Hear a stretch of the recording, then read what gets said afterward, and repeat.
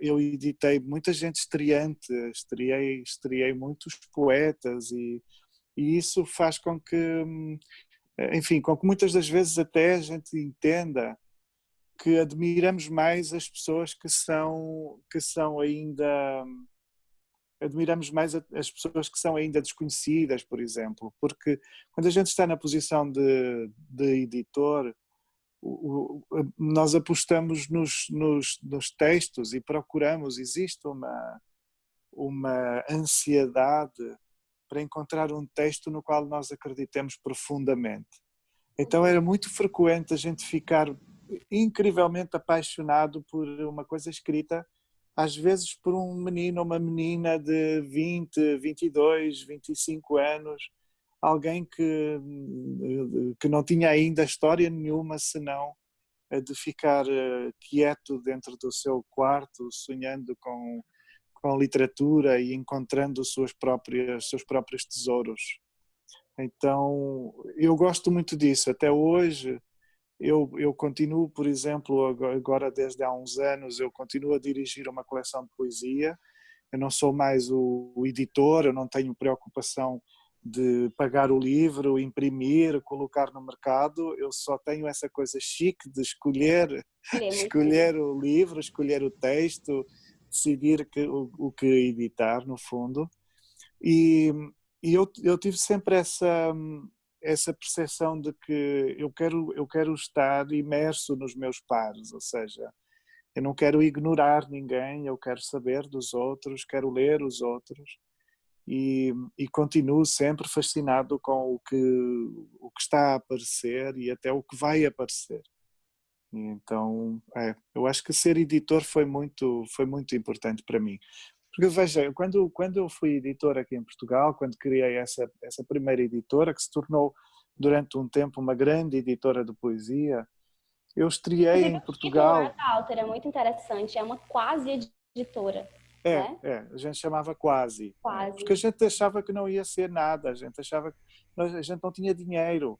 Sabe que quando a gente criou a empresa, assim, legalmente, quando criou a empresa, a gente pediu um dinheiro emprestado às nossas mães, porque nós não tínhamos um valor para colocar no banco e esse valor ser considerado o património obrigatório pelo Estado, não é? Para a sedimentação de um negócio. Então a gente pediu o dinheiro num dia, tiramos um extrato da conta bancária, a gente criou a editora, criou a empresa nas finanças públicas e no dia seguinte a gente retirou o dinheiro e entregou o dinheiro às mães e a nossa conta ficou zero. Era todo o dinheiro que nós tínhamos para investir no projeto da editora, era absolutamente nada, nós só tínhamos a vontade de fazer alguma coisa. E a gente começou a editar os livros pedindo à tipografia que nos desse um prazo para pagar o livro. Então a gente editou um livro e pediu para termos 90 dias para pagar aquela impressão. E em 90 dias a gente tinha de vender livros suficientes, nem que fosse porta em porta, para pagar essa edição. Ao fim de 4 anos, nós tínhamos editado mais de 400 livros. E nesses 4 anos a gente estreou em Portugal autores como, por exemplo, o Manuel de Barros, que nunca tinha editado em Portugal. O Ferreira Goulart nunca tinha editado em Portugal. A gente inventou o Letra Só do Caetano Veloso. O Letra Só, que existe hoje, editado no Brasil pela Companhia das Letras, foi uma invenção nossa, saiu na nossa editora um ano antes. Um ano antes de sair na Companhia das Letras, o Letra Só foi uma invenção, inclusive da Ana, que é a esposa do meu ex-sócio, do Jorge, e a gente foi convidar o Caetano assim nos bastidores de um concerto e a gente era bem jovem e muito com uma cara boba, a gente não tinha arte, quem não sabia nada, mas a gente queria muita coisa. Então a gente perguntou no Caetano, um mundo de gente em torno do Caetano, ele parecia uma romaria, o bastidor do Coliseu, o bastidor do show, parecia uma romaria, parecia que ia haver uma festa da Real, era São João, porque o santo estava vivo, estava passando assim. Caetano tem essa coisa inesgotável da paciência para estar na multidão, não é? Eu admiro muito. E no meio da multidão a gente perguntou: Caetano, nós somos uma pequena editora de poesia, a gente adoraria recolher suas letras. Você acha que pode? E ele disse: pode, claro. E foi tão sumário que eu pensei, ele deve estar doido, assim, ele deve fumar qualquer coisa para fazer o concerto, deve ser qualquer droga, assim, do tempo da Tropicália, assim, uma coisa... Porque foi tão sem contrapartida, tão sem problema, que eu achei um milagre. A verdade é que estava a Connie Lopes, que na altura era a manager dele, e ele imediatamente disse: Connie, cuida disso. Eu disse que sim, garante que isso vai acontecer. E aconteceu. A gente depois editou Caetano, editou Gilberto Gil, a gente editou Arnaldo Antunes, Adriana Calcanhoto. A gente, enfim, aquela generosidade do Caetano abriu o mundo, não é? E passado um tempo a gente estava editando Mário Soares, que é uma das figuras históricas mais importantes de Portugal. Foi presidente da República, foi aquele que nós chamamos de pai da democracia, o indivíduo que derrubou, por consciência, por resistência, derrubou a ditadura, ou ajudou decisivamente a derrubar a ditadura. Então é uma coisa muito doida, assim, como é que dois moços jovens, fascinados com poemas, de repente viram empresários, conseguem ter funcionários, praticamente em torno da poesia, exclusivamente editando poesia, que é essa coisa que ninguém quer fazer, que toda a gente diz que não dá, não sustenta nada, só dá prejuízo. A verdade é que foi uma escola e foi sobretudo uma tremenda companhia, né? Essa mistura desses heróis como são o Caetano ou o Gilberto, com muita gente que estreou junto de nós e que hoje podem ser poetas bem conhecidos aqui, mas que eram só assim uns garotos e umas garotas à deriva, como na verdade nós enquanto editores também tínhamos sido justo na semana passada, por isso uma semana antes nós como editores éramos à deriva, não tínhamos nada. Sim. Acho que algumas semanas, né, eu e a Thalita, a gente fez uma conversa falando sobre poesia. E comentamos sobre como a poesia tem acalmado, né, os nossos corações, os nossos ânimos nesses tempos difíceis, né, nesses tempos de pandemia, enfim, todos os outros. Principalmente porque o Brasil tem vivido muitos tempos difíceis, né? E aí, quando a gente fala sobre o Você Brasil... acha, Charlene? A gente não sabe de nada. A gente não sabe de Porque liga ao nada, né? noticiário, é só boas notícias, é aquela coisa, país tropical, muita praia, água de coco. Tem muita sido uma laranja, maravilha. tá ótimo. Laranja. Laranja, tá ótimo, Tá exatamente. ótimo. E aí a gente, né, parecido com Portugal, já tivemos nossas ditaduras, né, nossas múltiplas ditaduras, enfim. E aí a gente conversou muito, falamos sobre poesia, sobre a importância da poesia. Os teus poemas, eles passaram, acho que, a ser mais conhecidos no ano passado, né? Aqui a gente não tinha essa divulgação maior dos teus poemas. E uma coisa que me encanta muito é como os teus ídolos, eles têm uma certa proximidade com a tua obra, né? A gente percebe pessoas que você admira na sua obra. Por exemplo, nesse livro, a gente consegue perceber o Saramago, né? E aí, para mim, quando eu leio um autor como você, e eu consigo ver o Saramago na tua obra, mas ao mesmo tempo não é nada de cópia, não é nada, enfim, é como se fosse um carinho que você permite, né, aos seus escritores. Eu fiquei muito feliz a primeira vez que eu vi, né, esse lance que você publicou, o Manuel de Barros, que é assim, o amor da minha vida, e é um poeta que deveria ser muito mais exaltado aqui no Brasil, que é um poeta que fala muito com a gente. Eu acho que seria muito necessário, né, que a gente lesse Manuel de Barros nesses tempos. E eu queria, só para poder encerrar esse momento assim, da gente falar sobre essa sua relação com as editoras, né? Sobretudo, eu adoro o segundo título, né, da tua outra editora, que é Objeto Cardíaco, né? Objeto Cardíaco. Essa aproximação aí com com o coração, com os sentimentos sempre presente. Como que foi para você, assim, editar o Manuel de Barros, né? Que eu sei que você também admirava muito. Sabe que quando a gente criou a editora, quando aceitei assim aquela loucura, eu tinha dois autores em mente, assim, havia dois autores fundamentais para mim que eram assim, que eu achava até que seriam ambos impossíveis. Um era um poeta da minha idade, mas que tinha acabado de morrer, um poeta português, que aí no Brasil ainda é muito pouco conhecido, mas que eu tenho a certeza que um dia vai chegar, chamado Daniel Faria.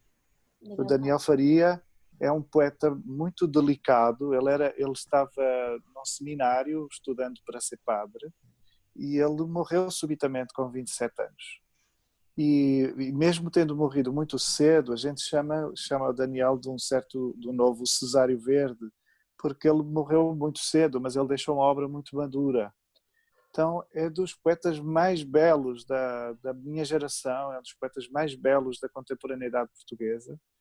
E, e ele tinha acabado de morrer, ele estava editado numa fundação, que era uma fundação eclesiástica, e por isso estava meio escondido dentro de um universo religioso, católico, e não era conhecido mesmo pelos leitores comuns da poesia. Então eu queria muito conseguir convencer os padres a permitirem que o Daniel Faria entrasse num contexto da poesia pura, livre, sem que estivesse agarrado, digamos assim, a um público que era simplesmente um público da fé ou um público religioso. E o outro poeta era o Manuel de Barros, que eu pensei que nunca na vida o Manuel de Barros aceitaria sequer conversar comigo, debater comigo.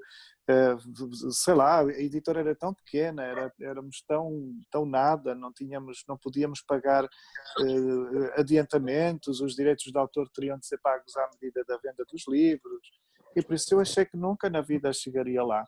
A verdade é que alguém conseguiu o telefone do Manuel de Barros, porque na altura não havia essa frescura da internet, então era sobretudo, a gente falava com as pessoas sobretudo por telefone ou por carta, e eu um dia liguei para a casa do Manuel de Barros, pedi para falar com ele, disse que era um pequeno editor de poesia português e que gostaria muito de editar um livro dele. E ele veio assim com um certo ar incrédulo, como se fosse um telefonema pelo qual ele esperou a vida inteira, mas que ele talvez não acreditasse mais acontecer.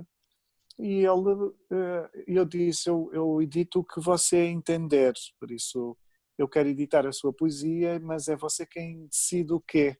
Se edito um título autónomo, se edito a poesia completa, se edito uma antologia.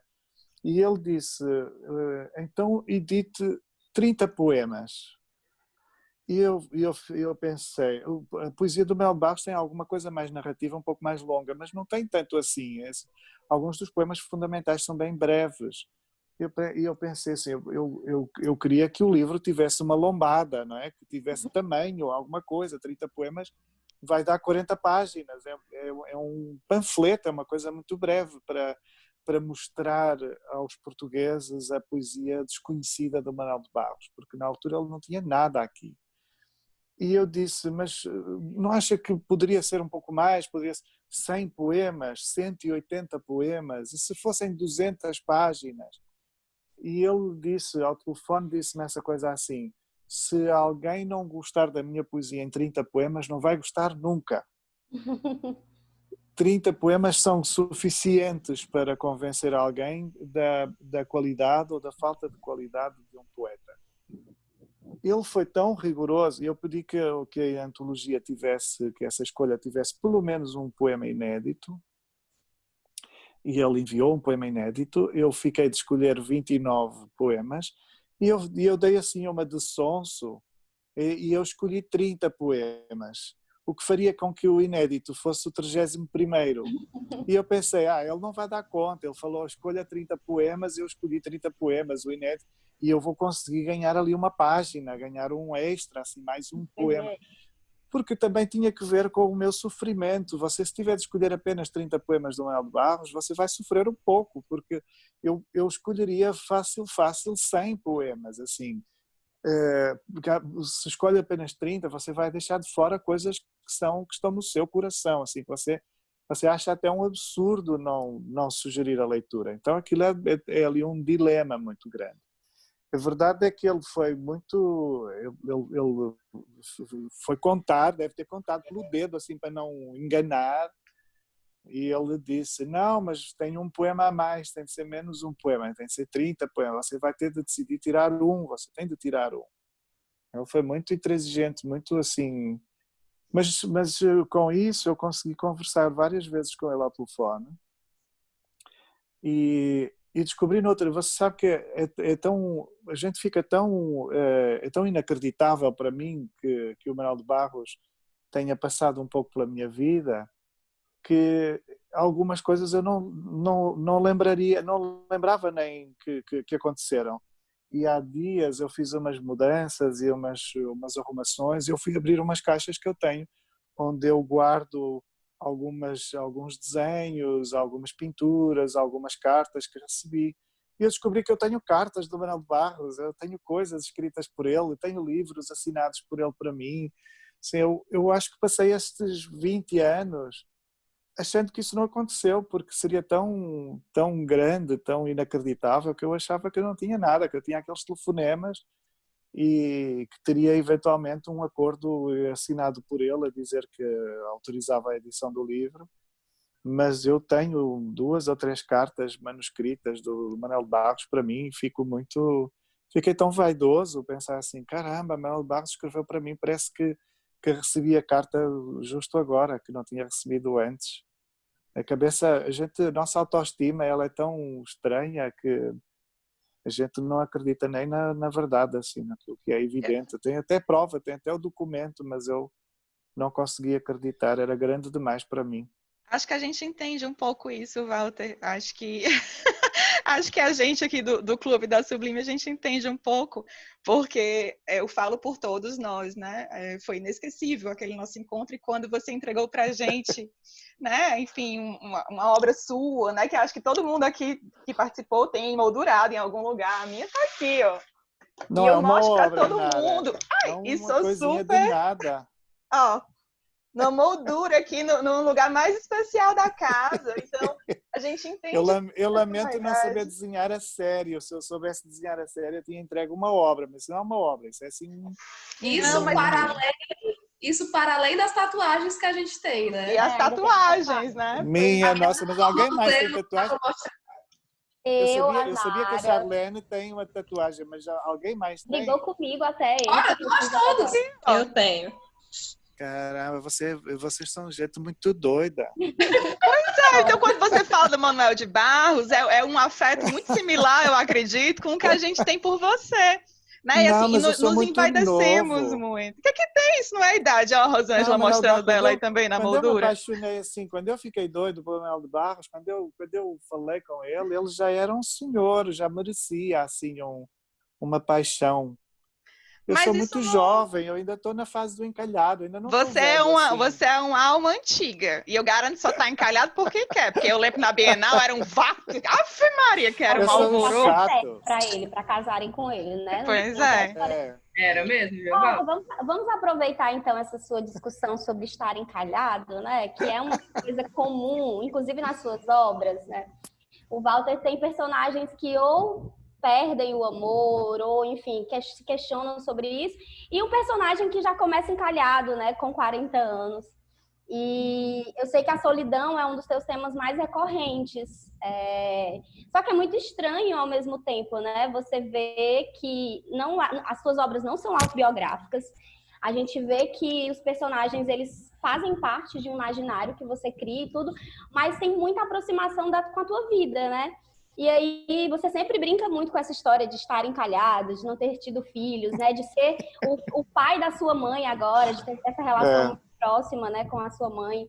Você ter o seu cachorro, o Crisóstomo, porque a Rei apareceu, eu ia até comentar sobre isso. O modo como você trata o Crisóstomo também, você personaliza ele, né? O Crisóstomo é realmente um ser humano que, enfim, nasceu em forma de cachorro, mas ele é um ser humano. Assim como você faz, inclusive, com esse livro, né? Por exemplo, o Japão aqui, ele é um personagem. Ele tem ações muito ativas, né? Enfim, eu acho que eu acabei falando de muitos temas, mas se você pudesse falar sobre esse lance aí de estar encalhado, isso também acontecer na sua obra. Eu acho que a gente pode... Vamos botar esse encalhado, Walter, pelas vias da solidão, assim, para não ficar assim tão... Porque, de fato, melhor, a leitura do Homens Imprudentemente Poéticos, ou puxar aqui o gancho da Chá, gera muito, de fato, um sentimento de solidão, né? Solidão e solitude, porque eu acho que são dois sentimentos distintos que aparecem nesse livro de forma bem, assim, didática para mim, né? A solidão existencial, a coisa do se fazer só por não se encontrar, e a solitude de quem realmente se procura e precisa desse afastamento proposital. Né? Então, a gente vê, de fato, isso nas tuas obras, né? E nesse livro em específico, para mim, talvez tenha sido mais evidente como esse tema ele emerge. E aí, eu estou esticando muito ou é por aí mesmo? É exatamente essa questão de uma solidão existencial que não tem cura, não é? Não vai sanar nunca. E eu creio que quando eu era menino, eu cresci muito diferente, assim, no sentido em que eu era muito colocado, era inclusive muito solicitado para ser, assim, uma criança diferente. Porque é como se, de algum modo, a expectativa ou a forma como as pessoas me viam ou me queriam ver fosse um modo também de me pressionar ou assim, de me educar para eu ser alguma coisa que eu talvez naturalmente não tivesse tanto de ser. Então eu aprendi de algum modo a ver que eu estava meio desencaixado de todos os padrões e como eu não poderia aceitar que isso acontecesse só a mim, eu fui-me convencendo de que cada um de nós é exatamente uma fórmula que não vai corresponder nunca à fórmula de outra pessoa. E por isso nós somos quem somos esta nossa condição única, acontece exatamente porque nós estamos condenados a uma certa solidão que é sintoma ou que é consequência de nada, ninguém ser absolutamente gêmeo da nossa experiência. Por isso estaremos sempre num certo abandono. Não é? Podemos ser acompanhados, podemos ser observados, assistidos, podemos ser amados, podemos ser odiados, mas estamos invariavelmente todos num lugar único que não vai ser nunca acessível para outra pessoa. E por isso, isso ficou muito claro para mim desde cedo. Assim, o facto de com as melhores das intenções ou com as piores das intenções, todos os planos falharem ou todos os planos estarem vocacionados para não dar completamente certo, porque qualquer plano que façamos, eles são sempre à medida do nosso tamanho, à medida da nossa experiência, e por isso não se conseguem universalizar completamente. Então eu vejo as coisas assim. Alguém está dando instruções, não sei o que, de estar em casa. Não sei se era... Desculpa, Walter, eu estou tentando Não, está ótimo. Não, está ótimo, está ótimo. Eu estava tentando entender se é almoço, se é preparação do almoço. Mas é claro que não tem de ser uma coisa trágica, sendo uma fratura ou sendo uma separação, e usando estes termos graves como abandono e solidão, não tem de ser exatamente uma tragédia, porque isso também é a nossa riqueza, não é? Eu acho que se nós não viéssemos de um lugar tão único, a gente também não tinha essa pulsão para aportar aos outros alguma coisa que descobrimos, não é? Se fôssemos tão comuns, se fôssemos um padrão absolutamente comum, talvez não fosse nem interessante nos aproximarmos uns dos outros, porque não teríamos novidade, não teríamos o que dizer, não teríamos o que acrescentar. E é de facto impressionante como tantos bilhões de pessoas e tanto tempo e tanta história a gente não para de trazer, não é? De contribuir cada um de nós com algo que não é exatamente a mesma coisa que outras pessoas sentiram ou exatamente a mesma coisa que outras pessoas experimentaram ou disseram. Então a solidão acaba por ser uma coisa necessária para a nossa grandeza, acaba por ser necessária para a nossa maravilha e inclusive para justificar o coletivo, não é? Parece um contrassenso, mas não é. A solidão justifica esta vontade de nos aproximarmos, porque se não viéssemos de uma realidade solitária, a gente não sentiria necessidade de se juntar. A gente ficaria no ponto onde estaríamos e seríamos suficientes, não é? Seríamos bastantes. Então, agora, isso não quer dizer que eu não esteja de facto encalhado. Não, não é verdade, eu não sou tão encalhado assim. A questão é, eu acho que tive azar assim várias vezes e fui muito burro várias vezes. Então as coisas vão andando assim um bocadinho, mas também tem muita sorte, também tem muita sorte. Por isso eu faço assim isso. Eu há dias tive um ato, eu vendi o meu apartamento, estou tentando comprar uma coisa na aldeia, sair um pouco da cidade e mudar-me para a aldeia, para lugares com paisagem. E quando fomos fazer a escritura pública com aquelas formalidades e aquela pessoa investida, a conservadora, investida do seu poder de confirmar a venda e não sei do quê, ela faz a leitura e a descrição das figuras que estão a fazer o negócio e descreveu, diz o meu nome civil e não sei o quê, e diz solteiro. Eu disse, solteiro não, encalhado. Exijo poder protestar, reclamar contra o mundo que não me apresentou a minha cara a metade. Mas eu gosto de dramatizar, mas é pura brincadeira. Tá. Só um minutinho, Chá. O PV quer fazer uma pergunta? Aí a gente passa para ti, pode ser, PV? Fale. PV é conhecido como marido da Larissa Alverne, Walter. Olá. Primeiro, obrigado. Mesmo. Uma das coisas que me impressionou muito no livro, porque é uma coisa que eu já tinha interesse em conhecer, é a tal da floresta lá no Japão, onde as pessoas vão para se suicidar.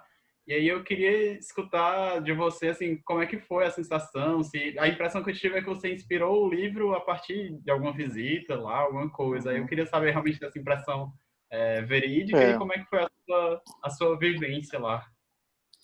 Eu fui visitar essa floresta dos suicidas, que na verdade fica no sopé do Monte Fuji, por isso eu desloquei a floresta no meu livro, porque o meu livro passa em Kyoto, e Kyoto não é no Monte Fuji, o Monte Fuji é bem mais próximo de Tóquio, por isso é uma falsidade, é assim, eu roubo a floresta e transporto para outro lugar, e inclusive para outro tempo, porque a floresta real, verdadeira, ela torna-se um lugar de suicídio a partir da metade do século XX, por isso há cerca de 70 anos, pouco mais de 70 anos, que se suicidou a primeira pessoa ali. E o meu livro passa em 1800, por isso passa bem antes dessa ideia, digamos. Mas eu visitei a floresta e fiquei muito impactado, porque nós estamos a falar de um lugar onde morram 2 pessoas por ano, morrem dezenas, centenas de pessoas por ano. E em cada instante em que nós lá estamos, há gente dentro da floresta, ou seja, há gente perdida naquele labirinto que está meditando, ou que pode estar por simplesmente escolhendo a morte naquele instante, ou que pode estar escolhendo regressar. E é muito impressionante você ver que na entrada da floresta, como Ariadne, os suicidas atam um fio que vão desfiando, é um fio meio de nylon, um fio meio plástico que resiste. Eles atam um fio numa árvore à entrada, e eles vão desenrolando aquele novelo porque se vão perdendo na mata pura, por isso a mata não tem caminhos, não tem sentidos, você perde completamente os sentidos se caminhar ali uns 2, 3, 4, 10 quilómetros, você fica em lugar nenhum. E então é muito possível que, se você não tiver uma estratégia para regresso, você não vai conseguir regressar, você vai ficar andando em círculos sem conseguir sair de dentro daquele labirinto. Então é muito impressionante, porque a florestação, a vegetação, ela vai cobrindo os fios vão rompendo em alguns lugares e vão tombando. Então as próprias árvores vão assimilando o casco da árvore, todo aquele musgo, como se diz, o humus que assenta naquele chão que vai sedimentando, ele tem muitos fios. Você de início não vê. Eu de início não conseguia ver. Eu achava que veria assim umas cordas, assim umas coisas muito claras, muito inequívocas. E de início não conseguia ver nada. Mas de repente, quando eu entendi o que era um fio, de que fio você estava falando ou estávamos falando, você começa a ver dezenas, centenas de fios. E então começa a mexer em qualquer folha, em qualquer bocado de chão, e você vê que há muitos fios. E depois começa a entender que talvez nas árvores mais adiantes ainda tem fios esticados, ou seja, ainda há fios que ainda não romperam, que parecem muito novos, que podem ter sido colocados ali há um dia, 2 dias ou uma semana antes. E por isso, se você percorrer aquele fio, você vai encontrar alguém, porque o fio é tão recente que vai encontrar alguém. E por isso, o que acontece e que me mexe muito com quem visita é que no fim daquele fio você pode ter uma pessoa viva ou pode ter uma pessoa morta, porque depende do momento ou da decisão que a pessoa tiver feito. E essa é muito forte, isso, imaginar que alguém entra naquela floresta, normalmente com a ideia de colocar a hipótese, ou seja, não é uma decisão consumada na entrada, porque senão não haveria o fio. Se fosse uma decisão consumada, se você pensar bem, se alguém tivesse essa decisão inequívoca, não se deslocaria nem à floresta, não é? Porque não precisaria dessa meditação, não precisaria dessa reclusão, desse lugar que acabou por virar um certo lugar espiritual que favorece essa meditação. Então, o que acontece é que as pessoas entram, levam alguma comida, levam tendas e levam agasalhos, e há relatos de pessoas que regressam ao fim de meses, que ficam comendo cogumelo, seja o que for, e que regressam à população, digamos assim, à comunidade, passado meses. E ao regressar, muitos deles encontram os cadáveres que normalmente estão pendurados nas árvores. E por isso é um espetáculo assim. Claro que eu estava com um grupo de pessoas, a gente está gravando um documentário também, e havia assim, gente muito prática, sabe? Quando você está com técnico de som, técnico de luz, que tem uma função muito prática, e por isso precisam de garantir que o trabalho vai dar certo, porque senão a cabeça deles vai rolar. Então o espírito, assim, nem toda a gente estava muito imbuída daquela profundidade, mas eu estava demolido. Para mim era uma coisa assim, para mim era um cemitério exposto. Eu não estava vendo os mortos, mas os mortos estavam ali perto.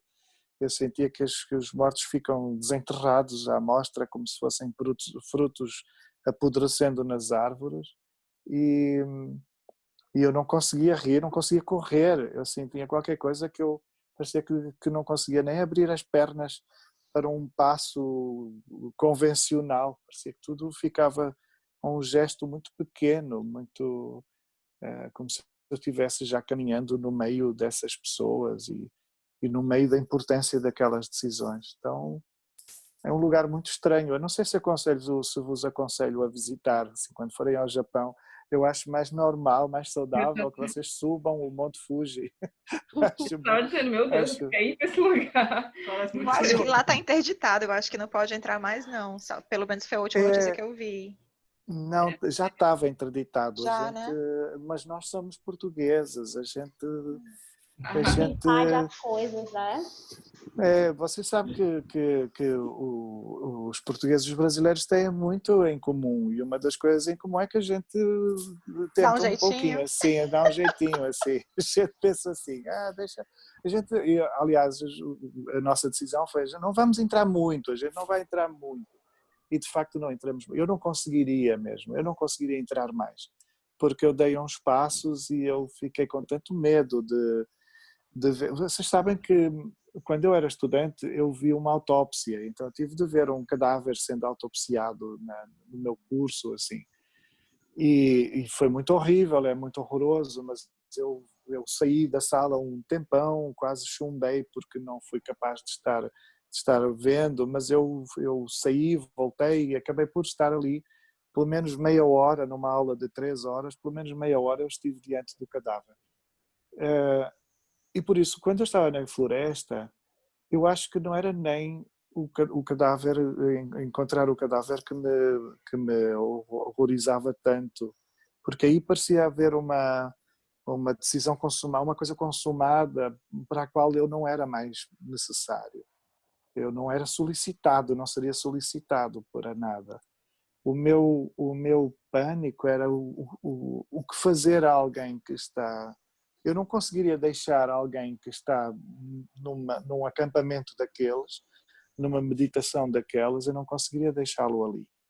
Então acho que eu ficaria muito louco se encontrasse uma pessoa assim, se não a conseguisse convencer a voltar comigo. Se não tivesse uma estratégia para salvá-la, nem que eu tivesse de lhe entregar todo o meu ouro. Então é muito assustador, assim, o que é que a gente tem, o que é que eu tenho para dizer a um japonês que tem uma cultura de consciência muito mais madura do que a minha, que é muito mais robusto mentalmente do que sou eu, o que é que eu tenho para dizer e como é que eu posso salvar um japonês que tem tudo para ser mais inteligente do que eu. Eu vou passar a palavra para a Charlene, mas só queria dizer que essa tua fala me toca muito, porque eu, Thalita, Larissa, Alverne, né, nós somos terapeutas, né, nós somos psicólogas clínicas. E é isso que você fala, né, sobre estar diante de alguém que tem uma decisão tomada de não estar mais aqui, é algo que a gente tem que lidar com certa frequência. E eu me vi agora, você falando, eu me vi diante, eu me emociono falando, né, eu me vi diante dessa floresta, sentindo isso, né, essa quase responsabilidade por fazer algo, né, esse impulso que a gente tem.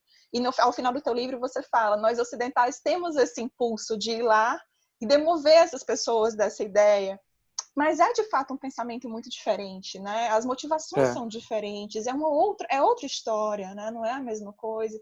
E aí eu lembro de uma professora minha dizendo assim, mas quem somos nós, né? Quem nós achamos que somos para acreditar que somos seres responsáveis por salvar a vida de alguém, né? Nesse sentido, né? De demover de uma ideia, de demover de uma escolha, nos sentir responsáveis por isso. É que ali fica muito complexo, porque a cultura japonesa ela é de facto tão distinta que você estaria ali correndo o risco de interromper uma coisa que é sagrada. Aquela tomada de consciência e aquela decisão, ela é absolutamente sagrada, tem uma relevância espiritual. É como você impedir alguém de ser batizado, impedir alguém de de rezar, de ter um terço no bolso, sabe? Por mais que você não se identifique ou isso seja absurdo, ou que para você isso possa ser uma perda de tempo, um feitiço, uma ilusão, para o crente isso é sagrado. Então aquela meditação dos suicidas é um encontro, é uma espécie de harmonização do ser que eles comportam, que eles compõem com a natureza. Então quer eles vivam, quer eles morram, isso é o resultado de uma maturação, de uma auscultação absolutamente sagrada. Então eu senti que eu era uma sujeira ali dentro. Assim. Se eu encontrasse alguém, eu ia ser um excremento num gesto que precisava de ser puro. Qualquer coisa que eu pudesse, por mais que eu achasse que pudesse estar a contribuir para salvar alguém, eu talvez estivesse a condená-lo espiritualmente, talvez ele nunca mais conseguisse encontrar a paz, talvez regressasse no dia seguinte e se matasse sumariamente porque a sua conduta foi interrompida por este bárbaro estrangeiro que não é sensível ao que ali está a acontecer. Então, eu acho que também tem muito que ver com isso, de há ali um choque cultural e que começa por eu, por natureza, não ter uma pulsão para salvar, não é? Para mim é como se a minha religião me obrigasse a salvar e a religião dele pode obrigá-lo a morrer. Então nós somos incompatíveis. Então eu precisava de alguma forma de fugir. Então a gente saiu dali, eu lembro que havia uma moça que ria, que eu acho que estava tão nervosa, que tinha aquele riso nervoso, ria de tudo. A gente dizia, tem uma folha no chão, ela ria, assim, uma coisa já meio descontrolado. E a gente saiu dali e eu precisei ficar quieto. Havia umas camisetas vendendo logo ali ao lado, porque tem um bonde que leva para não sei onde, e há umas camisetas com Monte Fuji. E eu alguém foi comprar sobrevivi. Camisetas. Alguém foi comprar camisetas para todo mundo, assim, com Monte Fuji e não sei o quê. E eu achei que a minha camiseta, porque eu sou um falso gordo, eu sou bem gordo, mas o povo olha para mim e pensa que não, que eu visto o tamanho médio.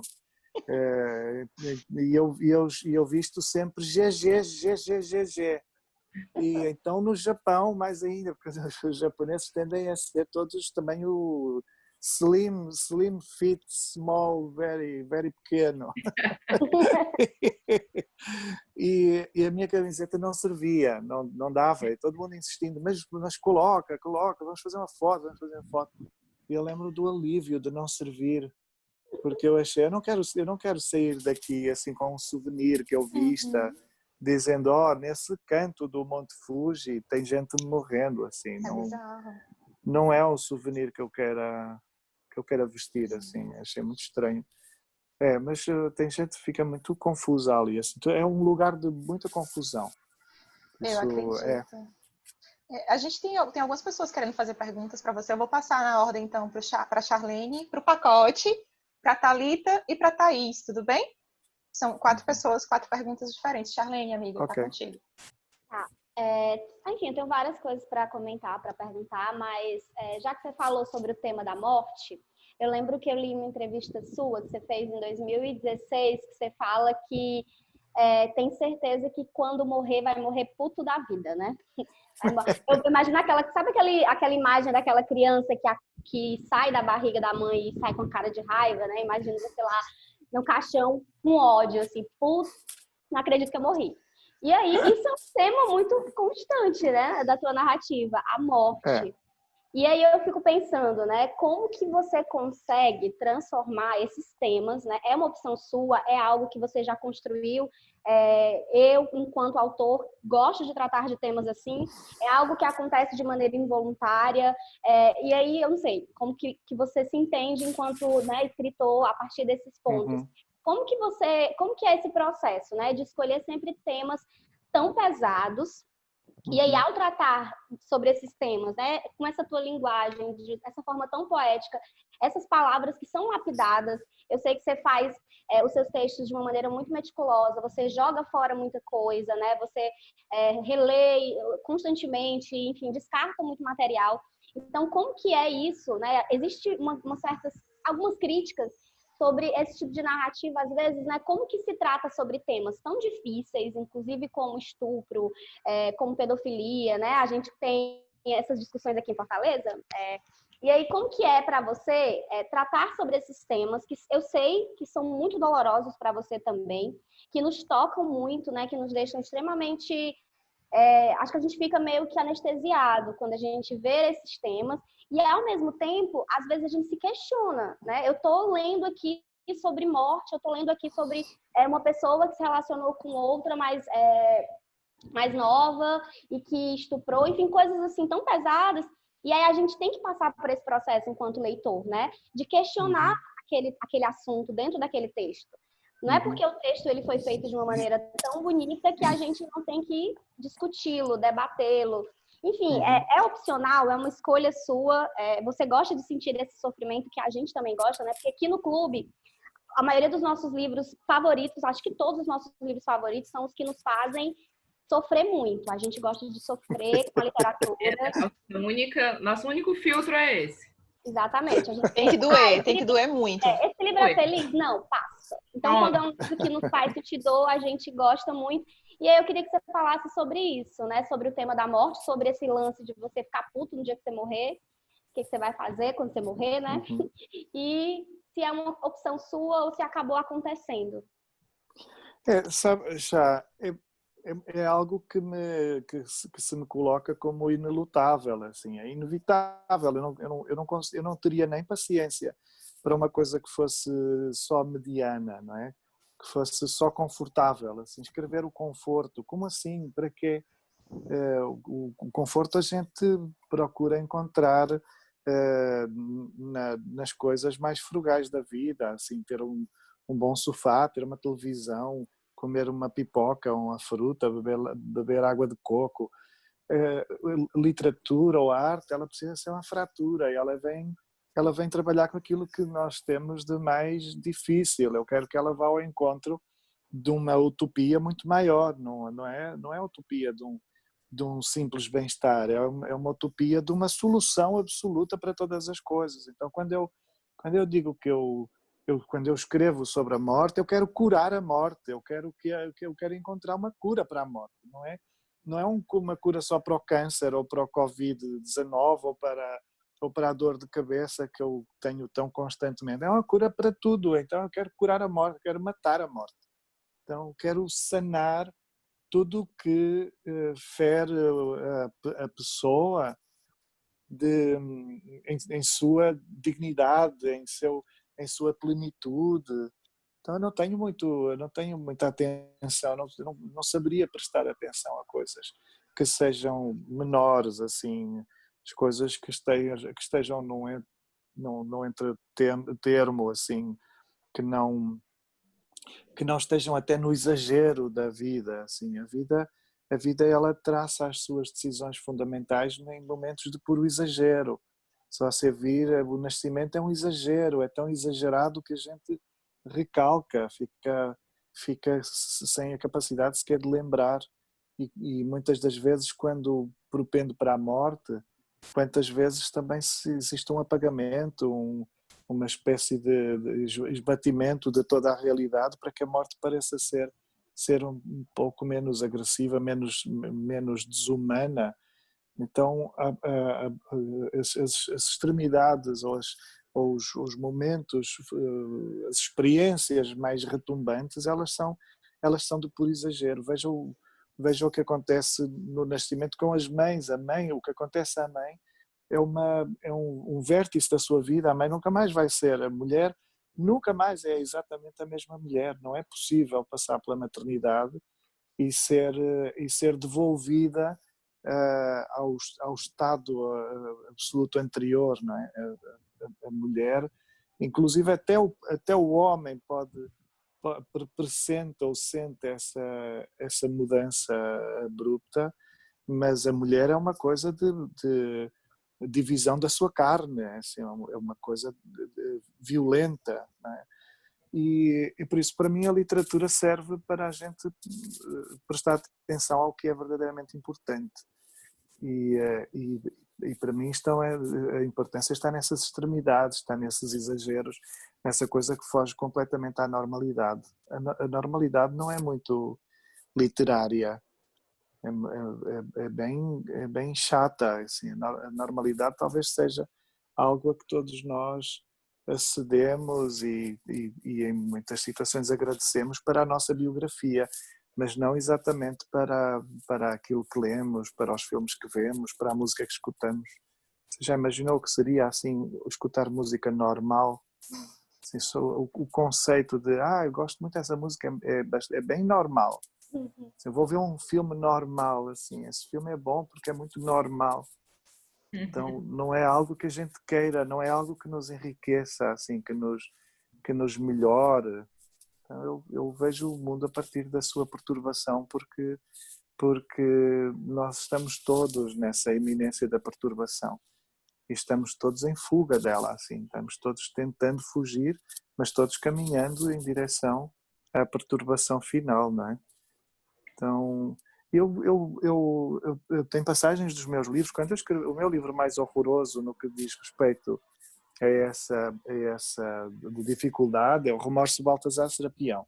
É um livro que, quando eu escrevi, eu fiquei até ofendido. Eu escrevi, eu ficava ofendido. E assim, como assim? Que Baltasar horroroso, que Eu tô figura... esperando até agora o remorso dele, Walter. É o remorso, Val. Eu tô esperando até agora, viu? Você sabe que é o único livro que eu tenho assim uma tentação de escrever uma sequela. Eu acho sequela o fim da picada, assim, acho que sequela, tentar explicar, faz lembrar aquela coisa, as sombras de Grey, não sei o quê, que a gente tem uma boa ideia e depois fica explorando aquela ideia até ninguém ter mais saco. Mas o remorso, ele apela assim, eu gostaria, eu não sei, eu tenho um plano, eu acho que até tenho 3 ou 4 páginas escritas.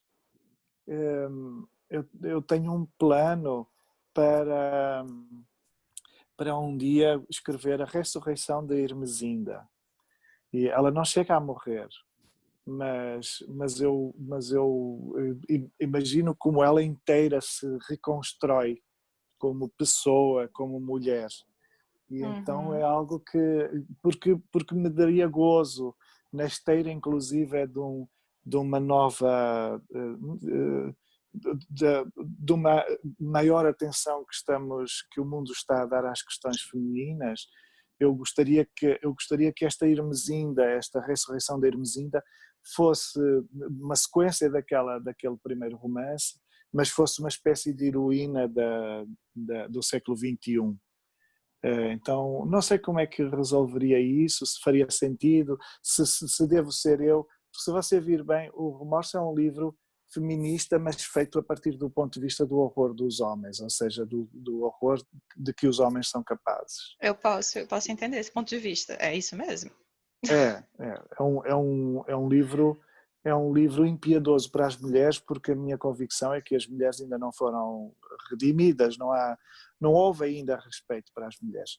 Mas você sabe que em 2006, quando o livro é publicado, nas entrevistas que me fizeram, todo mundo, inclusive as jornalistas mulheres, todo mundo problematizava que não tem isso, a igualdade estava alcançada, os homens já não tratam a mulher daquela maneira, as mulheres já estavam ocupando cargos, já havia mulheres ministras. E eu, durante um tempo, eu fiquei achando que vivia num mundo paralelo. Eu não sei onde é que esta gente vive, se é em Lisboa, se a vida das mulheres é tão melhor que já parece paritária, não é? Porque para mim era tão notório, assim, entrar na casa até de pessoas amigas e ver os meus amigos sentados à espera do jantar e as minhas amigas cozinhando e cuidando dos bebés, porque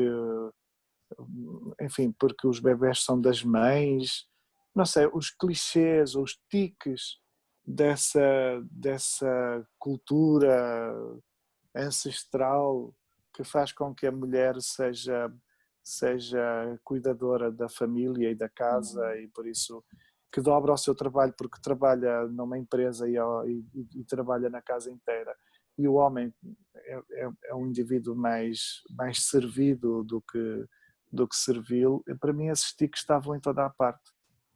E, enfim, eu tenho 2 irmãs mais velhas, eu sou o Benjamin da casa, e acho que sempre me afligiu que nas pequenas coisas e às vezes em grandes coisas as minhas irmãs fossem tratadas como uma espécie de adornos de salas, como se fossem maravilhosas para enfeitar uma sala, mas depois tivessem de suportar o dobro dos ofícios, o dobro dos trabalhos.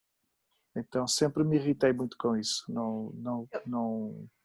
Eu posso puxar um gancho da tua fala, por favor, para eu sei que tem pessoas que se inscreveram para perguntar, gente, mas é porque a Gessiane colocou uma pergunta aqui que casa tão bem com o que o Walter está falando, e eu vou passar adiante, tá? A Gessiane diz assim, gostaria de saber como foi para você construir a Amatsu nesse livro, no Homens Imprudentemente Poéticos. Sim. Né? Já que a gente está falando disso, desse lugar da mulher, do jeito como você enxerga, né? Como é que foi, então, fazer a Amatsu? Olha, eu devo dizer assim, eu como homem, eu tenho muito erro machista, assim, porque a gente não entende logo. A gente está criado de uma maneira tão antiga, há coisas que são tão antigas, que antes de entendermos que elas são ataques às mulheres, ou de que elas são ataques aos negros, ou que elas são ataques aos gays, ou antes de entendermos que, pura e simplesmente, as coisas são um ataque, a gente, por vezes, acha que elas são só normais. E por isso, em muitas situações, eu dou por mim procurando disciplinar, procurando aprender, dizendo assim, não, espera aí, essa atitude, isto é uma coisa que não é uma normalidade antiga, isso não é uma coisa que faz parte, não é uma coisa da natureza, a natureza não decidiu isso. Mas isto para dizer que o meu padrão é o padrão masculino, ou seja, inevitavelmente eu sou assim, por convenção e por educação, sou um homem. E isso devia de levantar um desafio tremendo no momento em que eu invento mulheres nos meus livros. Mas a verdade é que eu tenho muita facilidade, assim, eu devo ter uma coisa trans, devo ter uma dimensão transliterária. Ou literariamente trans, que faz com que eu sinto muito conforto em criar figuras femininas, muito conforto. Assim, a desumanização é um discurso de uma menina. O Apocalipse dos Trabalhadores só não foi escrito na primeira pessoa feminina, porque eu na altura não tive coragem, eu pensei que ia ser, eu tive um certo receio que me acusassem exatamente de estar a ocupar um lugar de fala que não era o meu. Mas a verdade é que eu, com o tempo eu fui entendendo o escritor, todos os lugares de fala são os lugares de um escritor. Assim, um escritor não pode ter limite, porque senão eu não poderia escrever sobre o António Silva na Máquina de Fazer Espanhóis por ser um velho de 84 anos e eu não ter 84 anos. Por isso eu preciso de poder escrever por todas as vozes, eu preciso de poder correr esse risco, ainda que as pessoas saibam, e é notório para todos os leitores, que a desumanização, o discurso da Aldora, é um discurso inventado por um homem, por isso aquela é uma mulher, se quiser, é uma mulher honorária, é uma mulher com algo de postiço, porque a consciência dela, por mais plausível que possa ser, é uma consciência inventada por mim, é uma consciência inventada por um homem, mas eu gosto desse risco.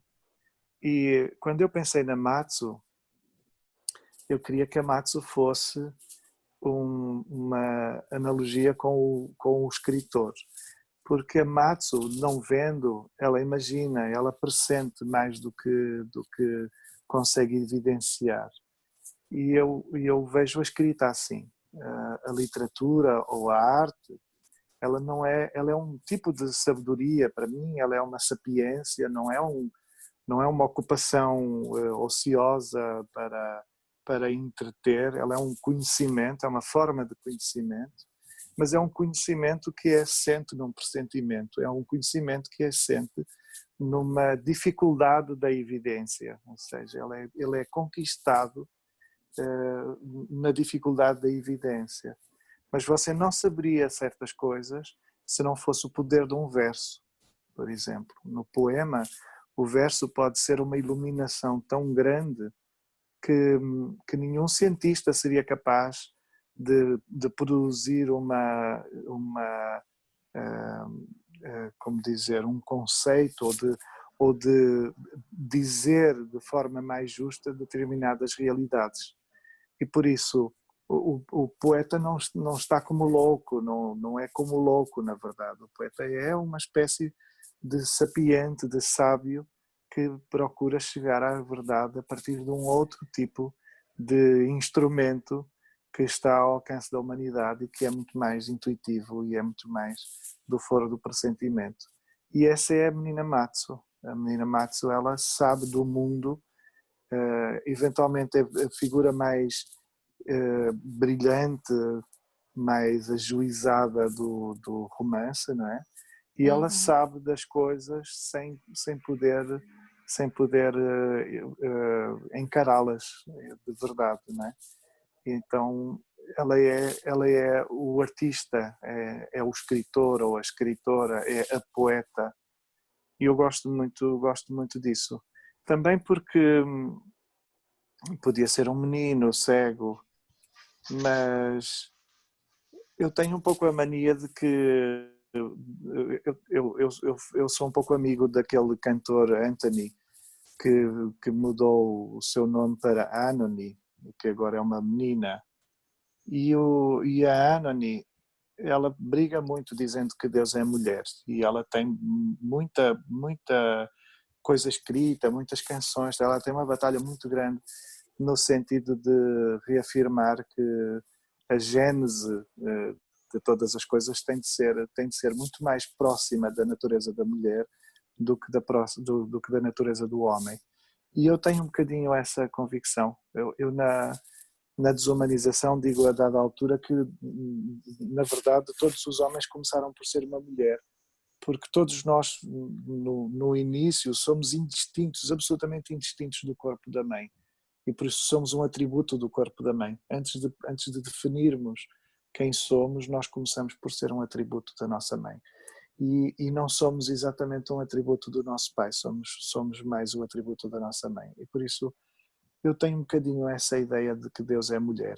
E por isso, como eu acho que Deus inventou o mundo a partir da poesia, e a poesia é a receita da criação e do divino e do sagrado, e como eu acho que Deus é mulher, a menina Matsu, que representa o escritor, a escritora, a poeta, é uma menina e não um menino. Eu só queria te dizer que você ganhou vários... Os amigos do Valtinho hoje, eu acho que multiplicaram 1000 vezes. Tá todo mundo morrendo aqui no chat, todo mundo dizendo, meu Deus, eu vou chorar, eu quero esse homem pra mim.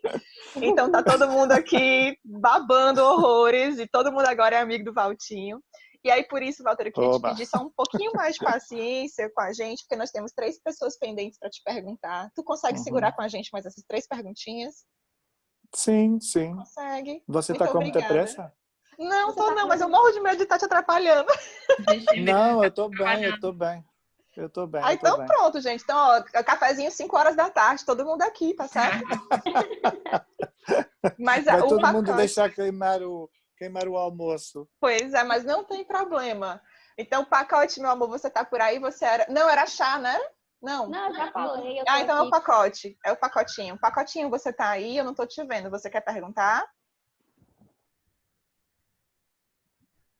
Pronto, cheguei, tô aqui, ó. Tá me vendo? Olha como ele é chique, agora todos ele tá me vendo, na me ouvindo? natureza. Agora ele tá no sítio, que é isso? Agora eu cheguei no sítio, é verdade. Não, eu acho que muito dessa última fala do Walter já respondeu a minha pergunta, porque eu queria justamente entrar nessa parte da criação dele, porque esses tempos estão um pouco meio difíceis, assim, para quem é ficcionista, escrever com outra voz. A gente vê muita gente intransigente dizendo, o autor X escreveu... É uma discussão já meio antiga, mas que vez ou outra volta. Aí eu boto como exemplo Nabokov. Nabokov foi confundido com um pedófilo porque escreveu sobre pedofilia, mas não necessariamente ele defendia isso. Você escreveu isso em outro livro, escreveu sobre a cultura japonesa, e tem gente que fala, mas quem é ele para falar sobre a cultura japonesa, né? A gente vez por outra se depara com essas discussões, mas eu acho que muito dessa sua última fala já elucidou um pouco disso. Se você quiser aprofundar um pouquinho nessa questão, fica à vontade, senão eu acho que eu já me considero respondido com sua última fala, mas enfim. Rafael, mas eu vou aproveitar só para dizer o seguinte, eu acho muito importante que nós tenhamos uma fala sobre todas as dimensões fundamentais da vida, quer elas digam respeito à nossa experiência, à nossa biografia, quer não. E eu brigo muito para poder ter uma voz acerca do feminismo, uma voz acerca do racismo, porque eu acho que não adianta muito você ter um movimento, por exemplo, um movimento antirracista, se esse movimento for para ser uma conversa só entre pessoas que foram discriminadas pela sua raça. Então, a gente tem mesmo de participar, todos os movimentos, por exemplo, tem gente que acha assim que movimento LGBT, o povo tem de ser LGBT. Não, não tem de ser, você não tem de saber com quem o povo dorme, não é? Você não tem de imaginar ninguém dormindo com ninguém. Movimento é movimento, existe pela dignidade das pessoas, não existe porque as pessoas dormem com alguém. Existe pela dignidade, não é o gesto que me interessa, por isso não é a factualidade da vida de ninguém que nos deve motivar, é a decência. Então, eu sim, independentemente de não ser negro, eu vou sempre levantar a voz em favor do fim do racismo e em favor das pessoas que foram discriminadas, quer elas sejam negras, quer sejam às bolas amarelas, se houver gente com bolas amarelas na pele, não é? Então, é um pouco isso assim, porque eu uma vez conheci uma feminista muito, como dizer, muito extrema, em que ela achava que o homem não tem de dar a sua visão, ou não tem de ter sequer visão acerca do mundo da mulher. E não tem como, eu não posso compactar com isso. O mundo da mulher é o meu mundo. Eu nasci de minha mãe, eu não nasci do meu pai. A minha mãe foi quem esteve sempre aqui, as minhas irmãs, por isso eu tenho de poder ter uma relação até emocional, não é? Profundamente emocional, com os problemas das mulheres, com as causas das mulheres. E claro que eu quero, eu não vou ser nunca uma mulher, não está em causa, mas é claro que eu quero estar implicado, é claro que eu quero brigar em favor daquilo que eu considero decente, em favor daquilo em que eu acredito. Então, contem comigo para eu falar sobre coisas que não têm a ver com a minha vida, sim. Essa é a função da arte, né? É, função da cidadania, a gente é cidadão para isso. Sim, eu brigo pelo Brasil, eu não sou nem brasileiro, eu gostaria até de ter passaporte brasileiro, poder chegar e dizer, isso daqui agora também é meu. Sim. Vai ter que casar com alguém daqui, Walter. Já pensei, dar assim um golpe, dizer assim, vou dar o golpe da cidadania, assim, casar com alguém, resolvo logo essa questão e pronto. Mas eu brigo muito pelo Brasil, eu xingo o governo, assim, tem muita gente que diz, ele não é nem brasileiro, tem que ficar calado, assim, não, há coisas que são da indecência, não é política, não tem que ver com o seu bairro, tem que ver com o mundo, tem que ver com a humanidade, então eu vou sim falar. Claro. E ter um presidente como Bolsonaro estraga o mundo inteiro, então pode continuar falando. É isso. É mesmo. Thalita, como é que é amiga. possível? Desculpa, Walter, pode continuar, perdão. Não, é isso, como é que é possível esse presidente, assim, o Brasil tem muito azar, isso é muito azar, porque não é só, eu já achei, não, mas eu já achei, eu acho que não é azar não, é burrice, sabe? Mas enfim. Thalita, mas eu já achei assim, foi assim um golpe, um isto, um aquilo, não sei o quê, não, mas eu acho que é tão grande que eu acho que tem o diabo metido. Acho que tem o diabo, sabe? Eu acho que é assim uma coisa. Eu já estou acreditando nas teorias medievais em que tem de haver uma força do mal superior que vem do mundo dos mortos, justamente para atazanar a vida do Brasil. Demais. Inclusive, que já estava começando, era tanta coisa ruim que ele já estava começando a crer que tem que ter exatamente essa mesma coisa. Não é possível, gente. Tem que ter uma lógica nessa loucura.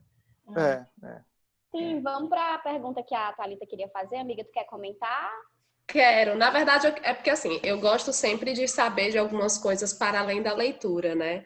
E uma coisa que sempre me chama a atenção nos livros do Valtinho é o prefácio. Eu não sou muito do tipo que gosta de ler prefácios, porque sempre tem um spoiler ali e eu não gosto, né? Eu deixo o prefácio para ler só depois. Só que eu amo os prefácios que tem nos seus livros, né? E eu tô aqui com a edição brasileira, né? Mas as outras edições também são, enfim, são riquíssimas. E aí eu queria saber como é que funciona a escolha para quem vai fazer o prefácio, né? Se é algo seu, se é algo da editora, se é uma confirmação conjunta.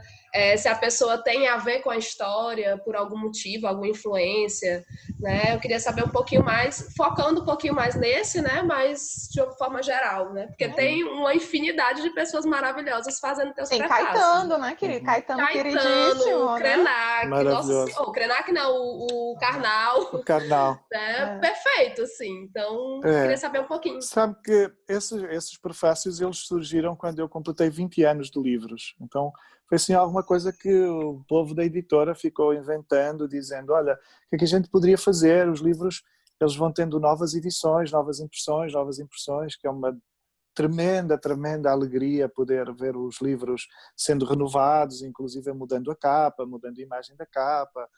E quando a gente se abeirou dos meus 20 anos de livros, alguém falou assim, olha, vamos criar novas imagens, vamos mudar as capas todas e podíamos fazer qualquer coisa que enriquecesse o livro, que trouxesse alguma coisa que o livro ainda não tem, ainda não teve, não é? E então alguém falou, olha, um prefácio assim, de algumas figuras que você admira muito, de escritores ou de pessoas mais próximas que possam admirar o seu trabalho também. E eu achei lindo, porque nessa altura o que estava em causa são livros que o povo já leu, no fundo, eram livros que já eram conhecidos, exceto Os Homens Imprudentemente Poéticos, mas estava sobretudo em causa a reedição da obra que já era lida, e por isso o prefácio já não surgia assim como um spoiler por completo, mas já era uma leitura de um livro que, entretanto, já estava lido e já estava no mercado há bastante tempo. E então a gente começou assim, pensando quem seria. Então o que aconteceu foi assim, eu disse assim uns nomes, assim, olha, como se fosse assim a jogar para o impossível. Pensei, olha, o Adonis, o poeta sírio, todos os anos falado para o Prémio Nobel, o maior poeta árabe vivo, um homem cultíssimo, absolutamente maravilhoso. E eu disse, olha, o Adonis seria incrível. Eu conheci o Adonis, estive com ele de passagem, os meus livros estão editados em francês e por isso ele poderia facilmente ler alguma coisa em francês. Mas eu pensei assim, o Adonis vai dizer assim, menino, eu sou o candidato a Nobel, assim, dá um espaço, eu não tenho tempo a ler a sua obra, eu estou escrevendo, eu sou o maior poeta árabe do mundo, o maior poeta árabe vivo, assim, é que não é nem o maior poeta de um país, os árabes é uma constelação de países, são muitos milhões. E aí deu certo. E eu pensei assim, há qualquer coisa de errado, mas que eu estou adorando. Porque subitamente tem um sabor de reconhecimento que me deixa incrédulo, que me deixou incrédulo. E então e alguém falou assim, Brasília, havia muitas hipóteses, muita gente incrível, houve uma ou duas pessoas que foram convidadas que recusaram, que não quiseram, disseram que nunca fariam, não fazem para ninguém, não sei o quê. Mas uma das primeiras pessoas que a gente convidou, a primeira pessoa que a gente convidou foi o Ferreira Goulart. E o Ferreira Goulart disse que sim, que escreveria a abertura para o meu primeiro romance, para o Nosso Reino e tudo isso. E ele escreveu e eu fiquei muito pasmo, né? Então aconteceu assim. Eu depois eu queria muito o Caetano, porque o Caetano, eu tinha editado o Caetano, ele já nem se lembrava, porque a vida andou e as coisas moveram-se e pronto. E o Caetano foi ótimo, ele escreveu o texto em 15 dias. Eu pensei que se ele algum dia dissesse que sim, ia demorar 1 ano, 2 anos, que ia esquecer 300 vezes, mas não, escreveu em 15 dias. O caso, por exemplo, do Laurentino Gomes e mesmo do Leandro Carnal, como os livros já saem um pouco já mais tarde, são pessoas que eu admiro profundamente e que se abeiraram de mim. Assim, são pessoas que eu tive sinais de eles apreciarem o meu trabalho. Então eu disse assim, olha, eu não preciso nem... Eu acho que a gente não deve nem escolher, a gente deve simplesmente perguntar se eles escreveriam, porque eles foram tão generosos em naturalmente declararem que gostavam muito do que eu escrevo, que eu adoraria que eles escrevessem. E então é muito incrível assim, eu não vou dizer assim, mas de vez em quando eu recebo mensagens de alguém que me diz assim, olha, esse cara ou essa mulher, ela quer muito escrever para ti porque ela lê os teus livros e ela adora. E eu fico assim, às vezes eu não consigo nem dormir, porque penso, como essa pessoa sabe sequer o meu nome? Assim, como é possível essa pessoa saber o meu nome, ter usado o seu tempo para ler um livro meu? Então, é muito absurdo você ter assim uma pessoa que você conhece desde que nasceu, que sempre viu como uma super estrela e de repente essa pessoa saber e querer falar com você, dizer assim, olha, li, gostei, assim. Eu faço de conta que eu fico assim, que eu fico normal, eu faço de conta, muito obrigado, que maravilha, que maravilha. Mas eu desligo e choro um bocado. E aí foi pro Saramago, né? Exatamente, que nem Saramago, por exemplo. Muitas das vezes eu simplesmente encosto e eu fico assim como se estivesse vendo para o infinito, porque o tamanho de uma coisa dessas é um pouco um tamanho infinito.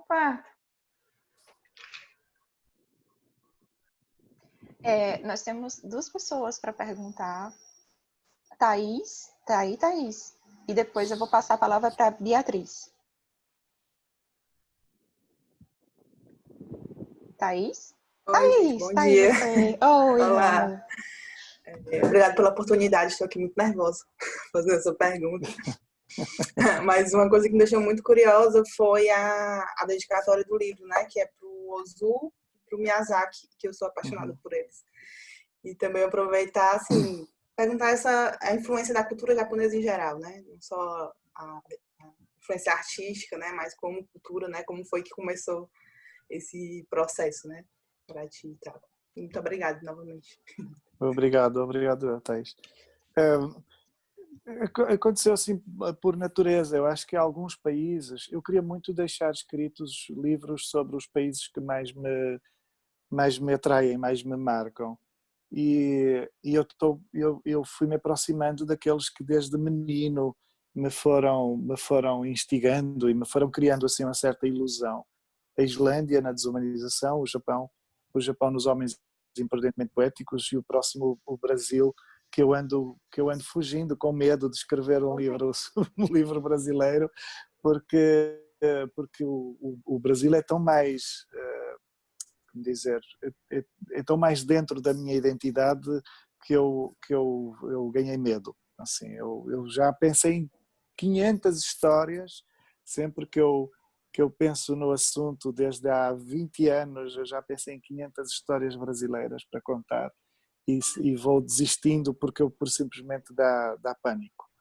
Mas quando me aproximei do Japão, tem muito que ver, por exemplo, com o Miyazaki, tem muito que ver com um seriado que havia quando eu era criança, chamado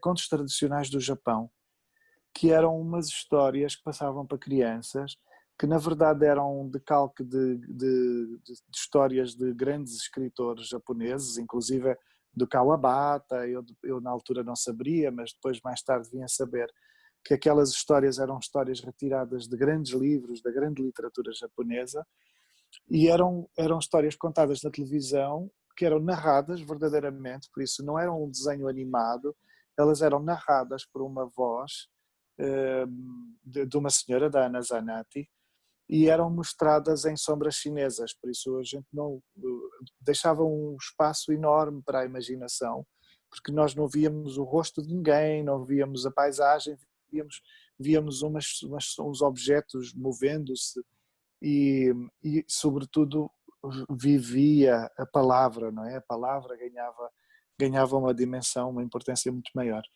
E eu nunca mais consegui esquecer o impacto, o pasmo de estar diante da televisão a ouvir contar uma história japonesa.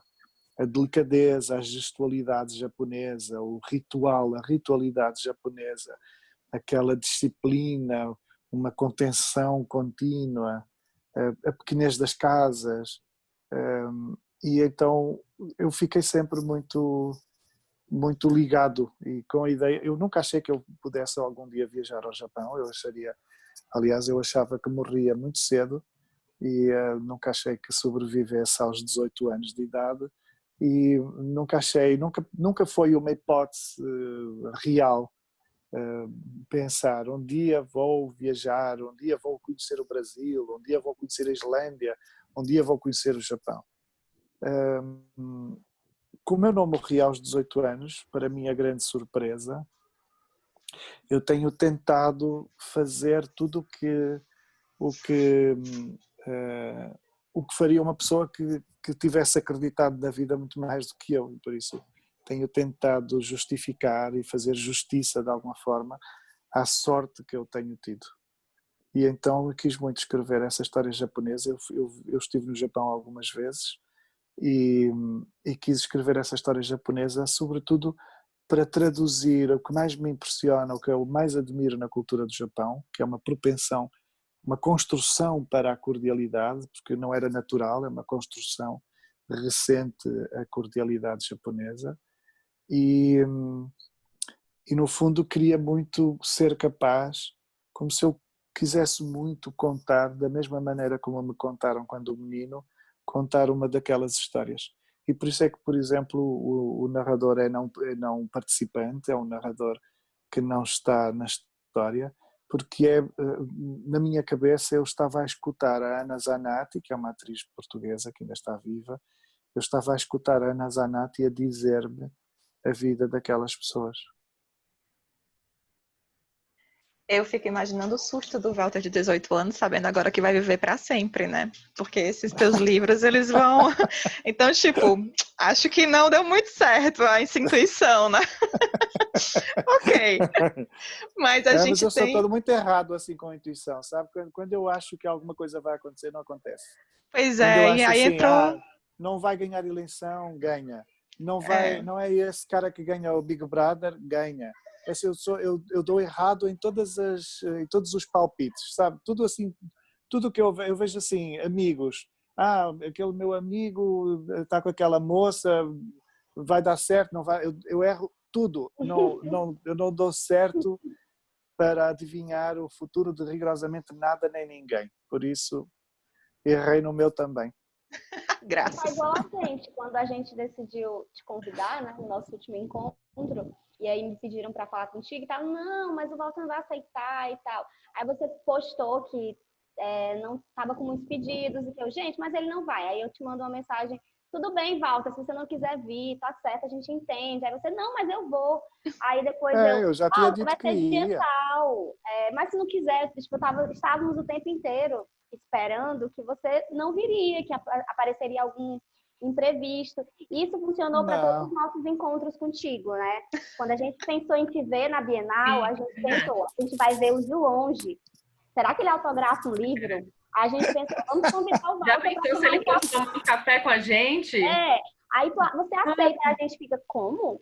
Tomar um café com a gente? Mas a gente fez o convite, né? Aí você ainda aceita. Aí você pede o nosso nome e a gente fica, gente, mas é para restringir o número de pessoas.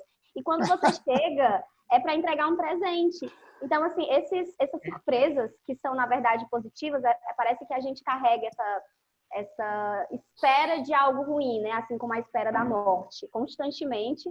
E a literatura, ela, na verdade, tem feito a gente aprender diante de coisas tão pesadas que, de vez em quando, aparecem coisas muito positivas, né? Como a tua presença e as surpresas positivas que eu acho que desde que a gente leu O Filho de Mil Homens tem acarretado, assim, nos nossos dias.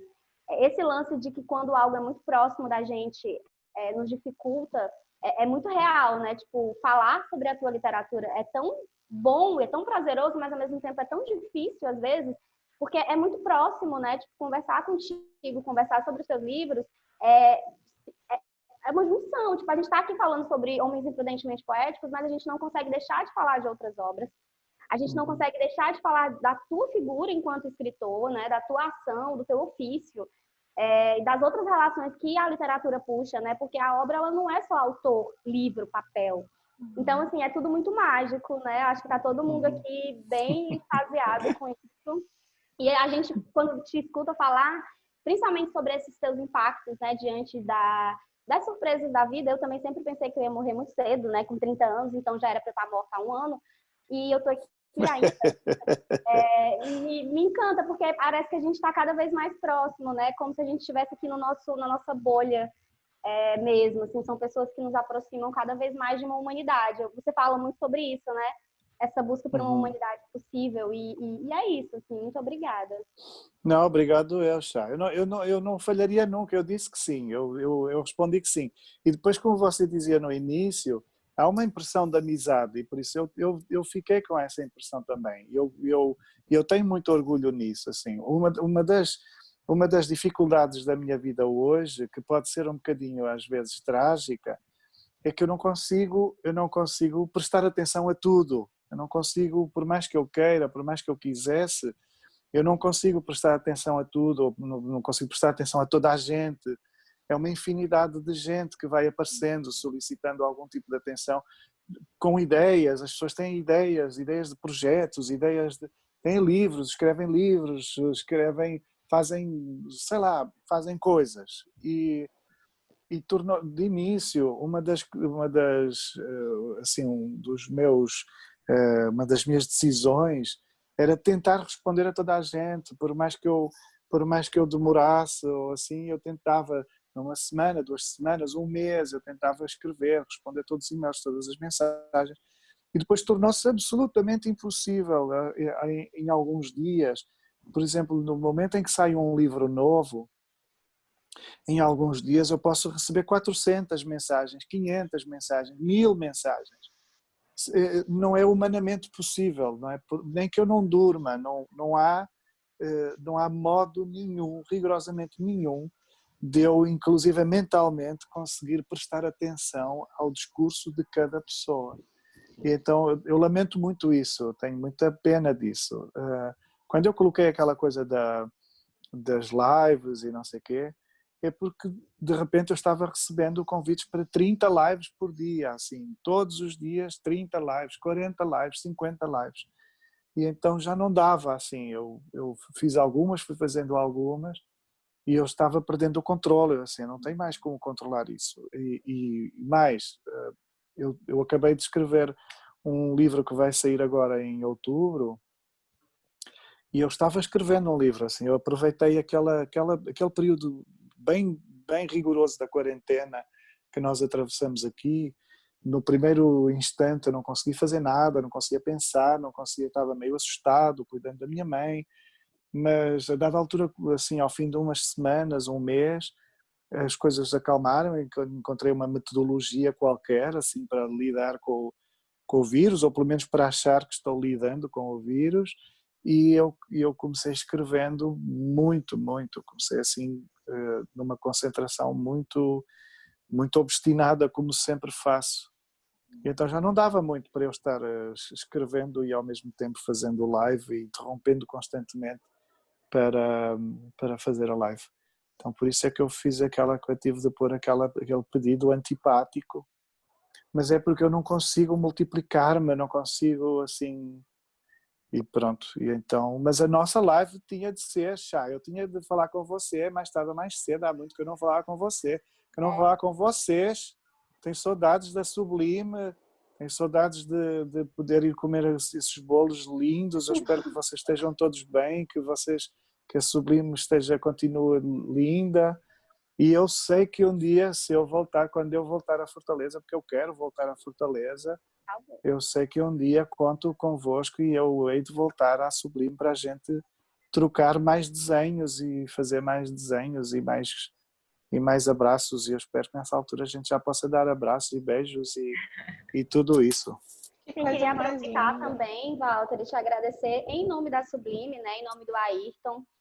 Seu quadro está lá, seu desenho está na Sublime constantemente. A gente, enquanto clientes, amigos, né, da Sublime, a gente sempre está lá mostrando, olha, isso é do Walter, né, o passarinho também que você entregou ao Ayrton. A gente queria te agradecer em nome da Sublime, que ficou fechada, né, durante muito tempo. E é um momento muito difícil, né, o que a gente tem vivido e que a gente está vivendo. É um momento, inclusive, para nós que estamos aqui, agradecer ao Ayrton, porque é óbvio que graças a ele que a gente teve esse lugar físico, né, que é a Sublime, e que para agora virou um lugar que, para além do físico, transformou em simbólico e afetivo para a gente. E a Sublime te agradece. É como se fosse para a gente uma inauguração, né? Uma reinauguração. A gente está aqui no encontro online e a gente aproveita para reinaugurar a Sublime, que voltou a funcionar. E tudo que a gente queria era estar lá sentado, né, nas cadeirinhas da Sublime, pedir um bolinho, pedir um café. Quando começou aqui o encontro, a gente entrou um pouquinho mais cedo. Inclusive, o João até falou, estou aqui fora, vão abrir não? Né? Porque a gente sempre chegava um pouco antes e ficava do lado de fora esperando abrir pra gente. Então, é meio que isso, assim. No dia que você foi lá, marcou não só pra gente enquanto clube, eu imagino que pra Sublime enquanto um espaço, né? A Sublime não é um local de comércio de comidas, né? A Sublime é um local de encontrar pessoas, eu tô fazendo uma publicidade, assim, bem gratuita, mas, assim, do fundo do meu coração, porque é um local que a gente vai para falar sobre tudo, né? E a literatura é isso, assim, pra gente, né? A nossa salvação, é a nossa morte, é a nossa perdição. Então, muito obrigada em nome do Ayrton. Eu tenho Obrigado, que ele fica muito contente de, novamente, você se fazer presente para esse espaço que é tão querido para nós. Tenho muito gosto, tenho muito gosto. Gente, a gente queria te fazer um pedido. Na verdade, assim... Eu queria só pedir mais um pouquinho de paciência, porque eu não gosto de deixar coisas em aberto. E eu tenho um carinho muito grande por quem acompanha a gente, por quem também, né, tá junto. E a gente tem aqui uma convidada do Rio, que é a Beatriz, né, que tem um Instagram literário, né, que é parceira do Pacote de Textos. E ela estava aguardando para fazer essa pergunta, Walter. Então, vou deixar como última pergunta da Beatriz, por favor. Sim, claro. E aí depois a gente tem uma coisa para te pedir mesmo. A Alverne tá certa. Aí a Alverne vai fazer, que a Alverne é mais cara de pau. Beatriz, você tá por aí? Eu tô aqui. Olá. Oi. Olá, Walter. Primeiro eu queria agradecer muito, muito, muito pela oportunidade de estar aqui falando com você. O meu primeiro contato com a sua obra foi com O Filho de Mil Homens. E essa obra praticamente me devolveu o gosto pela leitura. Eu não li há muito tempo e uma amiga muito querida que está até aqui no Zoom, que me presenteou com esse livro, a Camila, e me devolveu o encantamento assim pela literatura.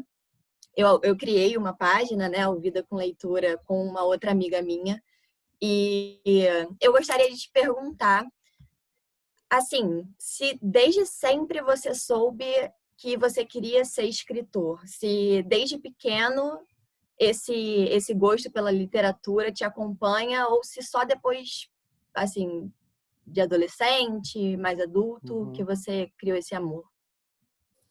Olha, Beatriz, a minha relação com a escrita é muito anterior à relação com o livro, porque a gente não tinha livros, eu não tinha livros, eu até imaginava que existissem, assim, eu acho que sabia, eu tinha visto alguns à distância, mas eu não tinha livros. Assim, o meu primeiro livro eu comprei com 10 anos de idade, então só que eu comecei a escrever ainda antes da escola, ou seja, eu não sabia ainda dominar o processo de escrita, mas eu decorava frases, assim, eu achava que inventava quadras. Eu pedi à minha mãe para ela memorizar, porque eu não sabia ainda a técnica da escrita, não é?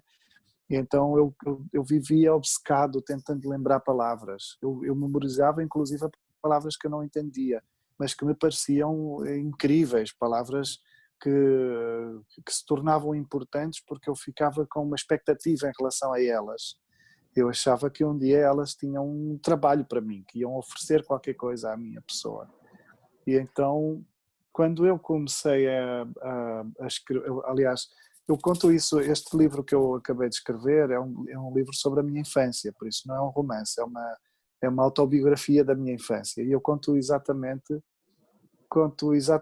isso, que eu julgava que colecionava palavras. Por isso, na minha cabeça, eu nunca chamaria poemas ou não chamaria ainda histórias àquilo que eu escrevia. Eu chamava coleções de palavras. As pessoas perguntavam o que é isso nos meus cadernos. Eu dizia, é uma coleção de palavras. Então, porque eu enumerava as palavras que eu mais gostava. E depois eu descobri que uma forma de as guardar, uma forma de brincar com elas, de brincar com aquela coleção, era misturá-las e criar frases e colocar as palavras a dizer coisas que elas não estavam à espera de dizer. Então eu inventava coisas malucas, porque era só uma criança, não tinha talento nenhum. Eu tinha era uma espécie de ideia louca, assim, uma ideia muito desregrada do que se pode fazer com as palavras. Então eu gostava muito da palavra pirilampo, que era quase sempre a minha palavra favorita, e gostava da noite, gostava da água. Então era capaz de dizer o pirilampo era feito de noite, quando dormia transformava-se em água. E eu achava que aquilo que eu estava a fazer não era um poema, não seria nunca um poema, era uma forma de eu surpreender as palavras, como se a palavra estivesse distraída e sem que ela desse conta, eu colocava numa posição que ela nunca imaginou poder ocupar. E então, a dada altura, com 10 anos, eu vi um livro, achei que queria o livro, não sei porquê, era assim uma coisa, porque para mim as palavras eram da fala, eram dos cadernos, eram nessa altura já com a escola, eu anotava nos meus cadernos coisas muito próprias e assim aquilo que me desse vontade, e por isso eu achava que aquilo era uma doença que eu tinha, que ninguém mais tinha aquilo, assim. Eu achava que não era, porque eu não via aquilo em mais ninguém. Os meus irmãos não tinham isso, os meus pais falavam simplesmente, mas para mim não era simples falar assim. Não, e então eu nunca imaginei, eu não sonhei ser escritor. E quando me consciencializei que outras pessoas tinham este problema, que outras pessoas faziam as suas próprias coleções de palavras e editavam em livros, eu achava que era uma coisa que lhes tinha acontecido por uma ciência tão exata, por uma educação tão orientada, que não era o meu caso. Então eu não ia passar por isso, porque eu era como se fosse uma espécie de vira-lata daquela experiência. Assim, eu não estudei na escola para escrever livros. Eu estudei na escola para depois ir trabalhar numa carpintaria. Era o que eu achava que eu ia fazer. Eu ia ser carpinteiro, eu ia trabalhar como motorista, talvez eu fosse construir casas, mas eu precisava de aprender a ler e a escrever para assinar documentos, para assinar um cheque, para poder fazer um contrato de arrendamento de uma casa ou casar com a minha esposa quando tivesse 22 anos. E por isso era por isso que eu estudava, era por essa razão que eu estudava, nunca para ser escritor. Então quando eu pude, até ao fim, eu editei meu primeiro livro com 24 anos. Quando eu editei meu primeiro livro, quando eu fui convidado para editar o meu primeiro livro, vocês vejam o absurdo, eu não procurei nenhuma editora, nunca procurei uma editora. Eu conheci uma moça que me perguntou se eu escrevia e eu disse que sim, muito tímido e cheio de vergonha. Eu disse que sim, ela perguntou se poderia ler e eu enviei, eu tinha gostado muito de a conhecer. Enviei uns poemas e ela disse, para mim a surpresa, que não era só uma moça que gostava de poesia, ela tinha uma pequena editora de poesia. E então ela escreveu dizendo que adoraria editar aquilo num livro, fazer um livro com aqueles poemas. E quando isso aconteceu, eu achei que eu estava na quinta dimensão, assim, que eu estava num universo absurdo, e eu até disse, mas você tem a certeza, quer dizer, como assim, que ideia tão rara de transformar os meus poemas num livro? Porque até aquela altura, até aos meus 23 anos de idade, por mais que eu já tivesse livros, já tinha muitos livros, ou melhor, tinha alguns livros, devia ter uns 50 livros, o que para mim eram muitos livros, sobretudo eram os livros que eu tinha escolhido ao longo de toda aquela adolescência e juventude. Eu nunca pensei que eu escrevesse livros, ou seja, eu fazia conjuntos de poemas aos quais dava títulos, conseguia no computador de um amigo, porque eu não tinha computador, conseguia imprimir, digitar e imprimir, criando a aparência de um certo caderno, digamos assim, mas eu até ao fim nunca pensei que aquilo fosse um livro. Achei que um livro era uma coisa que seria escrita por outro tipo de pessoa, por uma pessoa que tinha sido preparada e que como se tivesse uma condição social apta a ser admitida no mundo dos escritores. Então, o que eu tenho, a sensação que eu tenho é que eu vim de um lugar inevitável, assim, eu vim de uma experiência do inevitável e eu não tive nem a coragem de sonhar com isto que acontece hoje. Bem, muito obrigada. Obrigado eu. Alverne, amiga, está aí? Oi. Então, Walter, assim, é porque a gente, né, já abusando, né, a gente sempre escolhe um livro, né, ao final, que é o livro do mês seguinte. E aí, se deixar, a gente sempre escolhe, né, provavelmente, Walter, algum anjo ou alguma coisa não sofrida quanto, né? E aí a gente queria te pedir uma indicação para o próximo mês, se você poderia indicar uma obra pra gente. Aí, assim, tem só algumas regrinhas que a gente geralmente tem para melhor, né, para que todo mundo consiga se organizar. Não pode ser muito grande, né, porque a gente só tem um mês aí para ler. A gente pede que talvez seja um livro que tenha uma edição assim fácil de se encontrar, né, porque se for muito difícil, que uma vez a gente escolheu o Vermelho Amargo e foi bem sofrido. Estava esgotado, sim. Foi bem difícil. Mas vale a pena correr atrás do Vermelho Amargo, que é lindo de maravilhoso. morrer. A gente fez, nossa, foi incrível. Esse livro marcou, com certeza, a nossa história também, né? Ele, Lolita e o Filho de Mil Homens, com certeza marcou muito nossa história. Lolita mais pelo fuzuê que fez, né? Mas maravilhoso. E aí a gente queria te pedir se você gostaria de... Se vem alguma ideia, assim, para você. Olha, eu estou aqui com o livro, eu não sei se ele está editado no Brasil, mas é um livro absolutamente fascinante. Essa é a edição portuguesa. Esse é um autor do Irã, como vocês dizem, um iraniano, Sadek Edayat, o Mocho Cego. Monstro cego? O Mocho Cego. Charlene, verifica aí. Vamos ver aqui. Charlene vai verificar como é que está a edição aqui para... Esse é um livro breve, é um livro pequeno. Não lê-se bem no mês, muito bem, 100 e poucas páginas. Mas acho que não foi lançado aqui, não. Que pena. Este seria absolutamente incrível. Eu sonho que a Porto fosse fácil também de encontrar aqui, né, Walter? As edições, você está trabalhando nas edições de poesia da Porto, é isso? A coleção que eu dirijo, Elogio da Sombra, é editada pela Porta Editora. Essa edição aí de Portugal, qual é a editora? Esta da Primatur. Tem assim um depois tem um tracinho. Primatur. Primatur. Eu olhei aqui.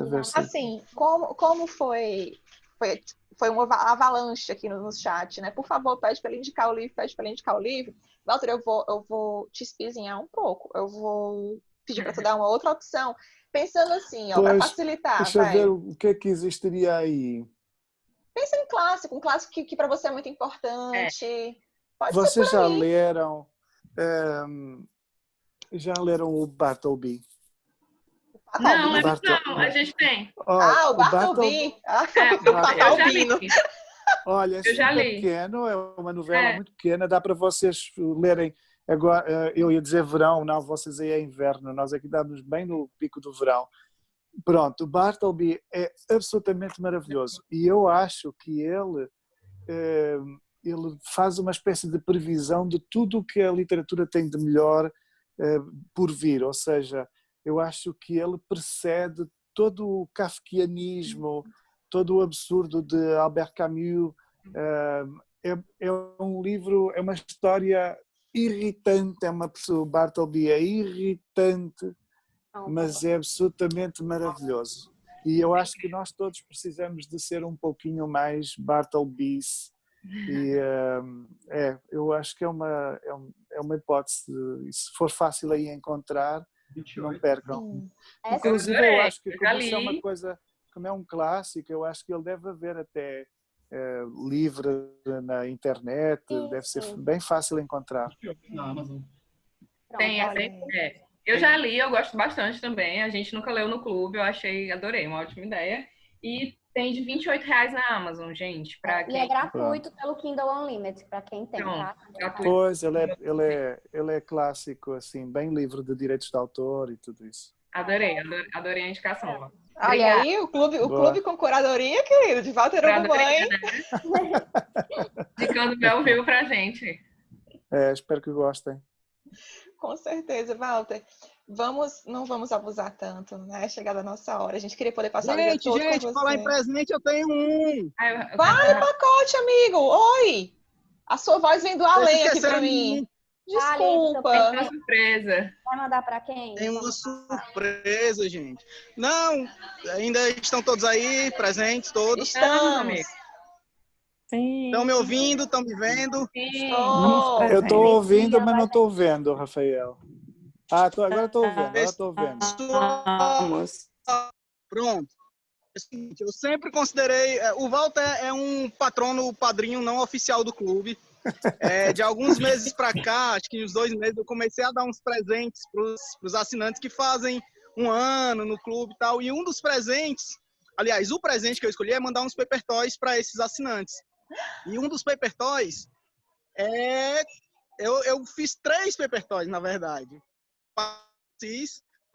Da Raquel de Queiroz, e o outro é esse aqui, ó. Ai, que lindo, é o Valtinho. Eu não sei Eu quero ver. Morta. Cadê tu, pacote, que eu não tô te vendo aqui? Ah, droga. Alguém manda foto pra mim no grupo, por favor, eu quero ver. Tá melhor, né? Que lindinho. Valtinho foi Tá passear. dando pra ver? Tá. E aí, Walter, depois desse agradecimento por essa... Ai, tá ruim. tudo, por esse apadrinhamento oficial.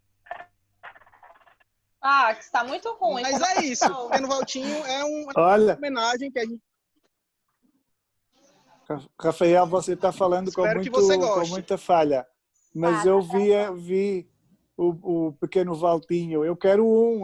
Você tem que enviar uma coisa dessas para mim. Era isso que eu ia dizer, Pax. Tem que mandar um pro Walter. E um pra mim, obviamente, que eu sou sua amiga. É porque meu áudio falhou, né? Era isso que eu tava falando. Depois eu vou falar com ele para pegar o endereço e mandar para ele. Por favor, que eu vou colocar sentado na minha biblioteca junto dos livros. Maravilha. Gente, Chá, Larissa, vocês querem colocar mais alguma coisa pra gente ir fechando? Não, amiga, podemos finalizar, porque senão Podemos, volta, né? Deixa eu voltar a almoçar. Muito obrigada a todos, muito obrigada ao Walter, obrigada às meninas também. É isso, gente. Obrigada, Walter, de novo, infinitas vezes. Obrigado. Foi um prazer. Aposto que a gente vai gostar muito. Até o próximo encontro, gente. Beijos. Inclusive, obrigada e esperamos muito que quando tudo isso passar, você possa vir. A gente vá tomar um café na Sublime e você desenhe outra coisa que vai servir de tatuagem pra gente. Isso, exatamente. Eu tenho que lembrar de não levar nada. Fazer tatuagem juntos, né? Já pensou? Vocês vão ficar com o corpo todo riscado, eu não desenho mais nada. A ideia é essa. O Walter não gosta, ele tem medo, tá? Muito lindo, gente. Tchau, gente. Walter, muito obrigada, viu? A gente não tem nem Deus, palavras pra te obrigado. agradecer. Foi lindo, Obrigada, gente. Obrigado, Um beijo obrigado. grande. Tchau, Lindo, lindo, pessoal. lindo, lindo. Tchau, gente. Tchau. Tchau, obrigado, Rafael. Obrigado a todos. Obrigada, Obrigado. Walter. Tchau, pessoal. Obrigado. Beijo a todos. Obrigada. Foi lindo. Beijo.